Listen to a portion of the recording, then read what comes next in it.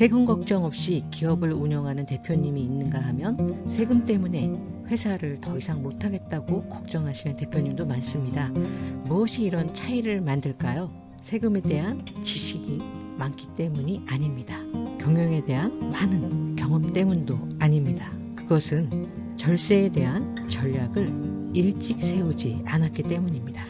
정일기업연구소에서는 대표님들을 위해서 절세 전략 세미나를 준비했습니다. 2022년 가장 핫한 사내근로 복지기구 지분구조 최적화를 통한 절세 전략, 정일기업연구소에서 대표님의 가장 궁금하고 답답했던 부분을 해결하실 수 있습니다. 세미나 신청은 영상 하단의 설명문을 클릭해 주시기 바랍니다. 감사합니다. 안녕하세요. 정일의 가업승계 정선입니다. 오늘은 현금 입출금 이렇게 하면 세무조사 받습니다 하는 내용으로 영상을 준비를 해봤습니다. 현금 입출금은요, 국세청에서 이렇게 하면 100% 보고가 되고요. 그렇다면 보고가 안 되게 하려면 우리가 어떻게 해야 될지 공부하는 시간을 갖겠습니다. 세무조사 재촉하는 위험한 현금 거래, 이런 제도를 왜 만들었을까요? 목적은 자금 세탁 행위 방지, 공중 협박 자금 조달 행위를 방지하고자 함이라고 합니다. 그래서 세 가지 제도가 있는 법이 있는데 특정금융거래보고법, 범죄수익규제법, 중협박 자금 조달 금지법. 제목만 들어도 좀 기분이 안 좋은 그런 단어들이에요. 그런데 우리 대표님들하고 연관된 거는 첫 번째 금융거래보고법이 되겠죠. 자, 그러면 금융거래보고법에 어떤 게 있는지 한번 체크해 보도록 하겠습니다. 우리가 현금을 인출을 할 때 국세청의 시각은 이렇습니다. 탈세의 목적이 아닐까라고 보는 게 국세청의 시각이에요. 이 특정 금융거래보고법에 어떤 게 있는지 살펴볼 건데요. 첫 번째는 의심되는 거래 보고제도, 두 번째는 고액현금 거래 보고제도, 이렇게 두 가지가 있습니다. 하루 1,000만 원, 이게 바로 고액 현금 거래 보고 제도예요. 현금 거래를 할 때는 여러 가지 사정이 있으시겠지만 부득이 해야 할 때가 있겠죠. 그러면 얼마까지, 몇 회, 어느 금융기관, ATM기, 뭐 야간 금고, 뭐 이런 것들. 첫 번째 좀 대표님들이 기억하셔야 될 게 바로 고액 현금 거래 보고예요. 고액 현금 거래를 하게 되면 금융위원회 쪽으로 보고가 가는 거예요. 이거는 자동입니다. 자동으로 무조건 보고가 간다고 보시면 되는데 그 기준은 이렇습니다. 1일 거래일 동안에 1,000만 원 이상 현금을 입금하거나 출금한 경우, 그냥 넘어가, 야간 금고, 현금 입출금, 현금 자동 입출금 다 포함이 되고 다 보고 대상입니다. 고액 현금 보고에서는 뒤에 제가 사례를 들어서 좀 이해하기 쉽게 다시 한번 정리해 드릴 거예요. A은행, B은행에서 각각 1일 거래 동안에 1,000만 원 이상의 현금을 입출금하는데 이건 한 은행에서예요. 한 금융권에서. 물론 고액 현금 거래 보고에는 한 금융권에서 900, 또 저쪽 B은행에서 900, 이것은 자동 보고 대상은 아니에요. 그런데 두 번째, 의심스러운 거래 보고라는 게 있어요. 자, 의심스러운 거래 보고 중에서 의무 보고 대상이 있는데 임의 보고 대상이 있습니다. 일정한 규정이, 은행 직원들한테 규정이 있다는 겁니다. 거래하면 바로 국세청이나 이런 법 집행 기관으로 가느냐, 경찰청, 금융위원회, 국세청 이런 데서 정보가 필요하니까 요청을 할 수가 있습니다. 모든 사람들의 통장 거래 내역을 이런 법 집행 기관 국세청에서 갖고 있지는 않습니다. 조회할 수도 없고요. 그런데 혐의가 있을 경우에는 금융정보분석원이라는 곳에 요청은 할 수 있어요. A은행에서 900만 원, B은행에서 900만 원, C은행 900만 원 이러면 안 걸리지 않냐. 그러니까 자동 분석에는 안 걸리는 게 맞습니다. 자동 보고에는. 그런데 이 은행들에서 빈번하게 발생을 한다. 이런 경우에 이런 금융정보분석원에 보고를 하게 돼 있죠. 우리의 정보가 내가 알고 있는 것보다 더 상세하게 이 금융정보분석원이라는 데 쌓이게 돼요. 세무조사를 받았는데 국세청에서 정보가 필요하다. 그러면 금융정보분석원에다 요청을 합니다. 요청하는 것만큼 자료를 다 주죠. 그러면 국세청에서 그간 거래를 토대로 해서 추징을 할 수 있겠죠.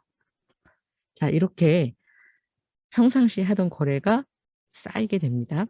쌓인 정보를 갖고 국세청에서 얼마나 성과를 냈느냐 봤더니 2014년부터 20년까지 총 9만 185건을 활용해서 16조 5,261억 원을 추징했다 그래요. 자, 우리 고액 현금 거래 보고 1일 거래 동안에 1,000만 원 이상 현금 입출금 시라 그랬어요. 금융회사가 이것은 자동으로 금융정보분석원에 보고한다고 말씀드렸고요. 의심 거래 보고 CTR. 자, 이 경우는 뭔가 의심이 되는 자금 세탁 행위를 하고 있다고 의심이 되면 금융회사가 금액에 크게 상관없이 금융정보분석원에 보고를 한다고 합니다. 그러면 이거를 토대로 해서 조사를 하는데 2019년도에 70만 건, 20년도에 52만 건, 생각보다 굉장히 많은 조사를 하고 있죠. 국세청에서 왜 이렇게 점점 더 많은 금융 거래에 대해서 찾아내고 과세를 하고 있는가 봤더니 2020년 12월 17일 날 보도 자료에 보니까 기존보다 한 단계 더 고도화된 차세대 자금 세탁 방지 시스템을 가동한다고 해요. 더 업그레이드가 된 거죠. 그래서 2020년 12월 17일 이미 발표를 했고요. 21년도부터 반영이 됐을 텐데 이제 코로나 때문에 조금 이제 줄어든 거죠. 그런데 FIU는 2019년 5월부터 의심거래 보고 체계를 더 효율화하고 심사 분석 역량을 더 강화했고 더 많은 세금을 걷고 있다는 거죠. 사례 첫 번째, A은행에서 1,000만 원 이상을 입금을 했다 또는 출금을 했다. 현금으로. 자, 이거는 금융분석원의 자동 보고 대상입니다. 고액 현금 자동 보고 대상. 자, 왜 그러느냐? 동일한 날 동일은행에서 1,000만 원 이상 거래를 했기 때문이죠. 그래서 요거를 외워 놓으셔야 돼요.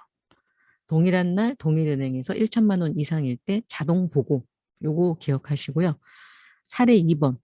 A은행에서 오전에 500만 원을 입금을 했고 오후에는 500만 원 또 입금을 했어요. 오전 오후 나눠서. 한 번에는 1,000만 원이 넘지 않는데 오전 오후 나눠서 500만 원씩 했다. 이거 보고될까요? 네, 보고됩니다. 자동 보고 대상입니다. 현금일 경우에 오전 오후지만 합하면 1,000만 원이 넘으니까 아까 뭐라 그랬죠? 동일한 날이잖아요. 동일한 날. 합하니까 1,000만 원 보고 대상이고요. 사례 3번. A은행에서 오전에 500만 원 입금, 오후에 500만 원 출금. 자, 이 경우에 보고 대상일까요? 네, 이 경우는 보고 대상이 아니에요. 자, 왜 그러느냐? 제가 요거 외우시라 그랬잖아요. 동일한 날 동일은행 1,000만 원 이상 입금 또는 출금이에요. 입금 또는 출금. 그래서 지금 사례 3번 같은 경우는 동일한 날 맞습니다.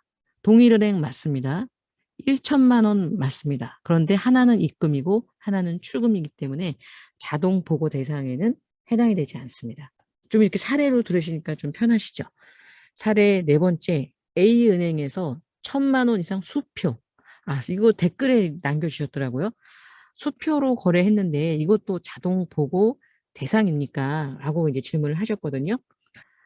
수표를 현금으로 교환했을 때는 자동 보고 대상이 맞습니다. 수표를 입금했거나 출금을 했는데 수표로 출금했어요. 그러니까 요거는 아니라는 거예요. 사례 5번. A은행에서 B은행으로 현금을 송금을 했어요. A은행에서 내가 현금을 찾아서 B은행으로 현금으로 송금을 했다는 거죠. 자, 이것은 현금으로 했기 때문에 역시 자동 보고인데 그럼 어느 은행에서 보고를 하느냐? 이것은 B은행에서 보고를 할 의무가 있습니다. 자, 사례 여섯 번째. A은행에서 B은행으로 1,000만 원을 계좌로 이체했다. 계좌 이체하면 흔적이 남으니까 현금 거래가 없었으니까 보고 대상이 아니죠. 이제 많이 질문하신 것만 좀 추려봤거든요. 자, 고액 현금 거래 보고 기준이 얼마냐? 1,000만 원입니다. 자, 그럼 1,000만 원에 뭐뭐가 들어가느냐? 은행 창구에서 하신 거에다가 ATM기 한 거, 또 야간 금고에서 입출금한 거, 다 합쳐서입니다. 하루 동안에 하루 동안에 한 금융권에서 합쳐서 1천만 원이 넘는다. 이럴 경우에 다 자동보고 대상이고요. 자, 이렇게 말씀을 드렸더니 그러면 이거를 좀 분할로 거래하면 되지 않겠냐. 다시 말해서 동일 금융기관이긴 한데 여러 지점에서 분할로 거래를 했다. 동일 명의의 여러 계좌를 이용해서 분할 거래를 했을 경우에도 합산을 해요. 심사 대상을 어떻게 선정하느냐. 고액 현금 거래 보고도 있고 의심 거래도 있을 거예요. 이것을 합쳐서 고액으로 반복적으로 동일인이 거래를 했을 때는 자동보고 대상에 해당이 안 되더라도 의심거래 보고로 해서 신고 대상이 될 수 있다. 그러면 내가 신고 대상이면 미리 알려줍니까? 미리 알려줍니다. 정보를 그냥 주지는 않는데요. 국세청에 정보를 요청을 하면 당사자에게 말없이 주지는 않고요. 당사자에게 통보를 하기는 한다고 합니다. 소액으로 나누어 반복적으로 입출금하면 되지 않을까요? 자동보고는 해당 안 되지만 의심거래로 통보가 될 가능성이 매우 높습니다. 그래서 대표님들 요거 기억하시면 됩니다. 고액, 동일인, 반복 이런 행위를 하시면 내가 의심 거래로 통보될 가능성이 높아진다. 이렇게 내가 현금 거래를 하게 되면은 나뿐만 아니라 내 가족까지 그리고 내 사업체까지 조사를 받을 수 있습니다. 어설픈 부자들은요, 이렇게 현금을 몰래 증여하다가 결국은 고액의 증여세를 내고 증여를 해요. 이렇게 해가지고 더 많은 세금을 누가 내요? 내가 내는 게 아니에요. 증여로 걸리면 자녀가 내야 돼요. 그래서 본의 아니게 자녀를 고액 체납자로 만들 수 있다는 거예요. 제가 만난 현명한 부자들은 내가 갖고 있는 회사에 주식을 줘서 거기서 배당을 받게 한다든지, 부동산도 법인화 시키시면 주식으로 바뀌잖아요. 부동산을 통으로 주면 부담이 크지만 일부러 주식으로 준다면 그 주식으로 배당을 줄 수 있다는 거죠. 아주 합법적으로. 더 현명한 거는 창업을 시켜주는 거죠. 창업에는 5억까지 증여 특례 제도가 있죠. 이런 제도를 활용해서 자녀들에게 얼마든지 합법적으로 자산을 줄 수가 있습니다. 그리고 창업은 안 시킨다고 한다면 주주로서 참여하게 해서 투자자가 되게 하는 거죠. 나의 회사에 투자자가 되게 할 수 있습니다. 마지막으로 최고의 절세 전략, 자녀에게 투자자로서 우리 회사에 주식을 주세요. 자녀에 대한 안전한 증여 설계. 증여는요, 누진입니다. 증여 설계가 굉장히 중요해요. 그런데 당장에 세금을 좀 아끼려고 하다가 결국은 자녀를 고액 체납자로 만들 수도 있고 아버지인 어머니인 나의 회사까지 위험할 수 있습니다. 최고의 절세 전략인 자녀에 대한 안전한 증여 설계가 궁금하시다면 영상 하단에 상담 낭기 링크를 클릭해 주시기 바랍니다. CEO를 위한 절세 전략 세미나를 준비했습니다. 요즘 가장 핫하죠. 사내근로 복지기금 김관호 세무사님 강의고요.